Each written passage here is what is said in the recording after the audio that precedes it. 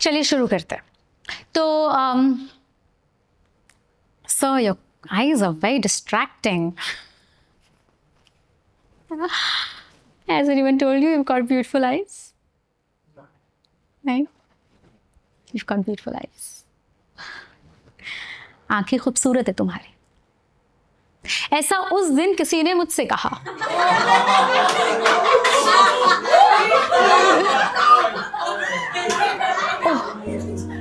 इस तारीफ के जवाब में मेरे मुंह से ओह निकला। सर झुका और फिर सारा दिन इसी ओह के समंदर में डूबा रहा। शाम को घर आई, चाय चढ़ाई, चेहरा धोया और नजरें ठीक से आंखों पर टिकाई। भूरी है 90% लोगों जैसी। ब्राउ बोन ऐसे बाहर को निकल रही है। न लाइनर है न काजल है, आईब्रोज बनवाती नहीं।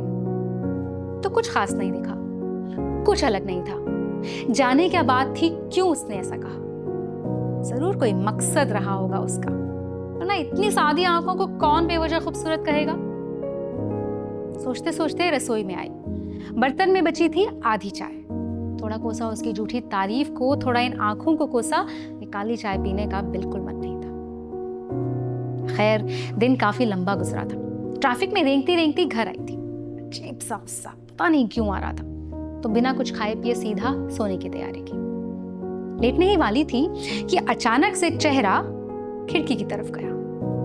खिड़की के धूल लगे शीशे में आंखों ने आंखों को पकड़ लिया। उसकी एक तारीफ ने मुझसे कई सवाल पूछ लिए थे। मेरी बेयकीनी ने मुझसे मेरे ही राज खोल दिए थे। कुछ देर हम एक दूसरे को यूं ही तकते रहे, अपने आप को उसकी नजर से देखने की बेइंतहा कोशिश करते रहे। मगर शीशे से ज्यादा धूल शायद मेरे दिमाग में लगी थी। गुस्से की शक्ल में शायद शर्मनाक पर थी।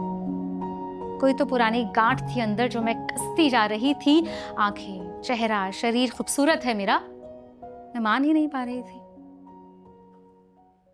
अब उस रात में ज्यादा सोई या रोई ये तो मुझे याद नहीं, मगर उठी जब तो आंखें सूजी हुई थी, भयंकर सूजी हुई थी। मगर ऑफिस जाना था, दुनिया के लिए इन्हें ठीक दिखाना था, तो फ्रिज से बर्फ निकालकर इनकी सिकाई करना शुरू किया। आईने में देखते देखते दोनों हाथों से इनको छुआ।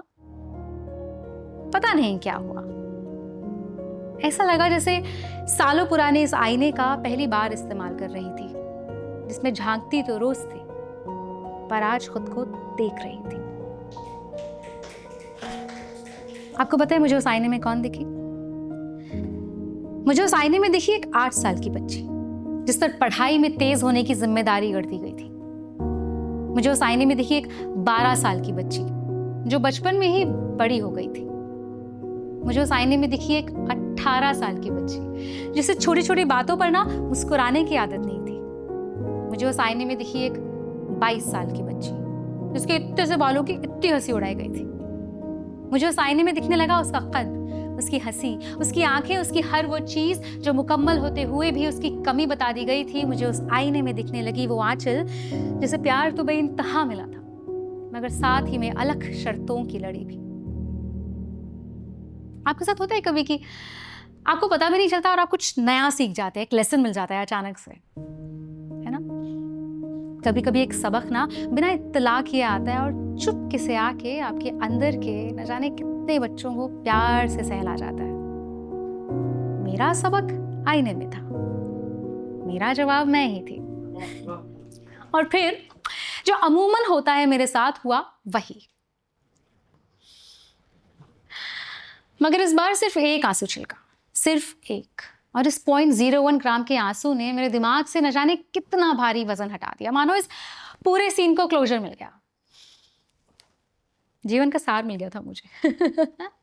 नहीं, ऐसा मैं नहीं कह रही, मगर शायद खुद को समझने की पहल हो रही थी। क्योंकि अचानक से ना आईने के उस पार बैठी सारी आंचल धीरे धीरे मुस्कुराने लगी, और इस पार बैठी मेरी आंखें तेज तेज खिलखिलाने लगी। बस फिर क्या था, फिर तो हम ऑफिस गए, तैयार श्यार हुए, साड़ी वाड़ी पहनी, मेकअप शेकअप किया। ऑफिस जाके सीधा उसके वर्क स्टेशन के आगे बैठ गए। सबसे पहले सर उठाया, फिर अपनी आंखों को उसकी आंखों से मिलाया और बस कह दिया, कल तुमने आंखों की तारीफ की थी ना, उसके लिए तुम्हारा शुक्रिया।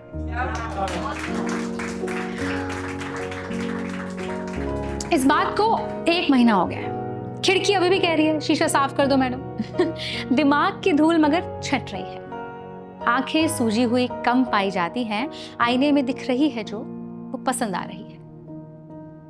मैं खूबसूरत हूं, मैं खूबसूरत हूं, ये बात आंचल अब अपने आप से रोज कह रही है।